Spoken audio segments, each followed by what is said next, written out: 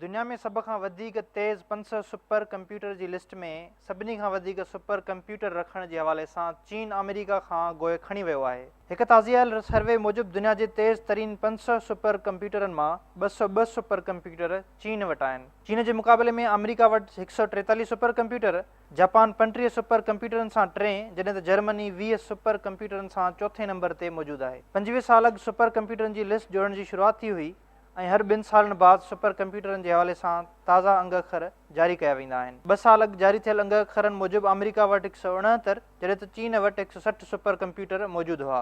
Report मूजिबि चीन पारां अमेरिका खां वधीक सुपर कंप्यूटर रखण जो सबबु चीन पारां तहक़ीक़ में वधीक सीड़पकारी करणु आहे। रिपोर्ट में उहो पिणु ॼाणो वियो आहे त सॼी दुनिया में थींदड़ सुपर कंप्यूटरनि जी हवाले सां तहक़ीक़ जो 20% ख़र्च चीन करे रहियो आहे। सुपर कंप्यूटर तमामु वॾा ऐं महांगा सिस्टम हूंदा आहिनि जिन में हज़ारें प्रोसेसर ख़ासि तरीक़े सां लॻाया वेंदा आहिनि। सुपर कंप्यूटरनि सां इंतिहाई ख़ासि क़िस्म जूं कैलकुलेशन्स कयूं वेंदियूं आहिनि। सुपर कंप्यूटरनि ज़रिए मौसमियाती तब्दीलियुनि जो जाइज़ो, एटमी हथियारनि जी सिम्यूलेशन्स, तेल जे ज़ख़ीरनि जी ॻोल्हा, मौसम बाबति अॻकथियूं ऐं DNA सीक्वेंसिंग वग़ैरह जहिड़ा कम वरिता वेंदा आहिनि। सुपर कंप्यूटरनि जी तेज़ी पेटा फ्लॉप सां ॻणी वेंदी आहे, जंहिंमें हिकु फ्लॉप जी माना 1 सेकंड में 1000 ख़रब ऑपरेशन्स आहिनि। दुनिया जो सभ खां वधीक तेज़ सुपर कंप्यूटर चीन वटि आहे, जंहिंजो नालो सनवे टाइहू लाइट आहे, जेको 93 पेटा फ्लॉप्स ताईं ऑपरेशन्स करे सघे थो। उन जे मुक़ाबले में अमेरिका जो सभ खां तेज़ कंप्यूटर टाइटन आहे, जेको 17.6 फ्लॉप्स ऑपरेशन करण जी सलाहियत रखे थो।